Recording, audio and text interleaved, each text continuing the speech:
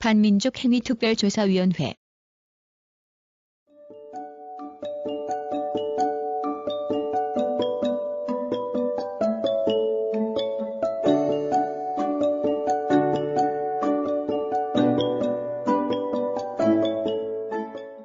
일제 치하 36년간 자행된 친일파의 반민족 행위를 처벌하기 위하여 제헌국회에 설치되었던 특별기구.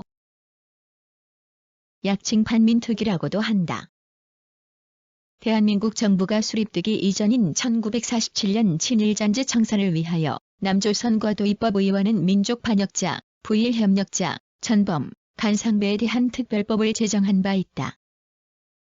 그러나 미군정은 이 법안이 미군정이 동맹 세력인 친일경찰, 친일관료, 친일정치인을 대상으로 하고 있었기 때문에 인준을 거부하였다. 이로써 친일파 청산의 과제는 정부 수립으로 넘어가게 되었다. 반민법의 제정. 1948년 8월 헌법 제101조에 의거하여 국회의 반민족행위처벌법 기초특별위원회가 구성되고 이어 9월 특별위원회는 반민족행위처벌법을 통과시켰다. 이 법에 의하면 국권 비탈에 적극 협력한 자는 사형 또는 무기징역, 일제로부터 자규를 받거나 제국의회 의원이 된 자는 최고 무기징역 최하 5년 이상의 징역, 독립운동가 및 그 가족을 살상, 박해한 자는 무기징역 또는 5년 이하의 징역, 즉 간접으로 일제에 협력한 자는 5년 이하의 징역이나 재산 몰수에 처하도록 하였다. 반민특위의 구성. 1948년 9월 22일 법률 제3호로 반민법이 공포되자 국회는 곧 반민특위 구성에 나서 10월 12일 그 구성을 완료하였다. 이어 11월 25일 국회 제113차 본회의에서는 반민특위 활동을 지원하기 위하여 반민족행위특별조사기관 조직법안 반민족행위특별재판부 부속기관 조직법안 반민법 중 개정 법률안을 모두 통과시켰다. 이를 바탕으로 국회에서는 특별재판부 재판관과 검사관 및 반민특위 도조사부 책임자를 선출함으로써 민족 반역자 및 부일협력자에 대한 처단기구를 완성하였다. 한편 친일행각을 벌였던 경찰 간부들은 반민특위 관계자들을 암살하기 위한 계획을 진행시켰다. 10월 하순 수도청 수사과장 추란수, 사찰과 부과장 홍택희, 전 수사과장 노덕술은 수사과장실에 모여 반민특위 위원 중 강경파를 제거하기로 모의한 후 테러리스트인 백태민에게 이 일을 맡겼다. 처단 대상 15명 가운데는 대법원장 김병노, 검찰총장 권승열, 국회의장 신익희 등이 포함되어 있었다. 그러나 이 모의는 백태민의 자수로 사전에 발각되어 모의자들은 구속, 기소되었다. 반민특위의 활동. 1949년 1월 5일 반민특위는 중앙청 205호실에 사무실을 차리고 8일 박흥식을 체포함으로써 본격적인 활동에 들어갔다.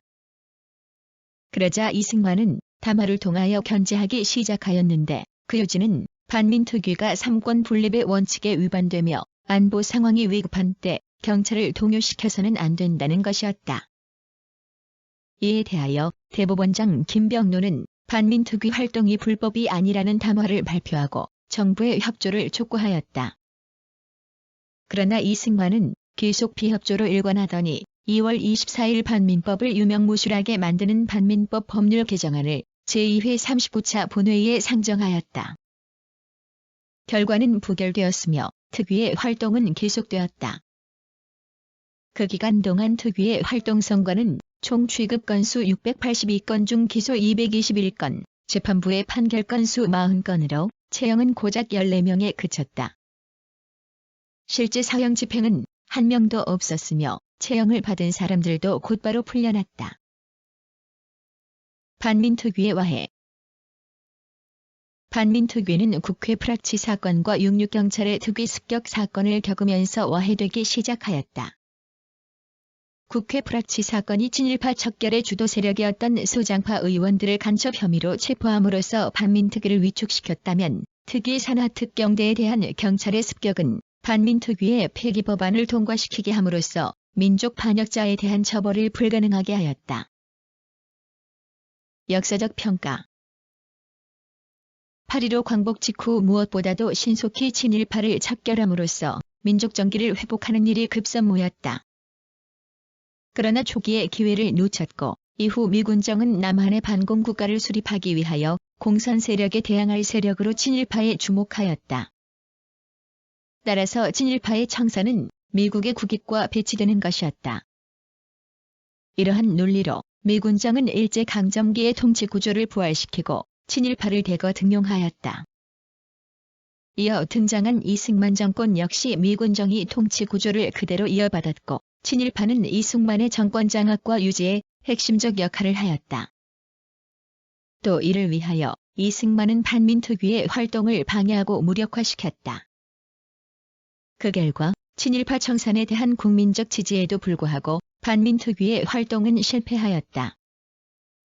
이러한 사실은 친일 세력이 그 후에도 한국 사회의 지배 세력으로 군림하는 길을 열어준 것은 물론이고 한국 민족주의의 좌절과 단절을 의미하는 것이기도 하다.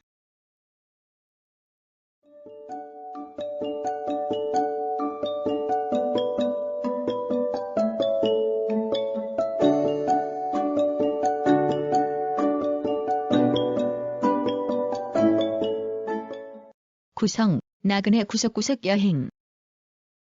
낭독, 글 읽어주는 고지혜. 들어주셔서 고맙습니다.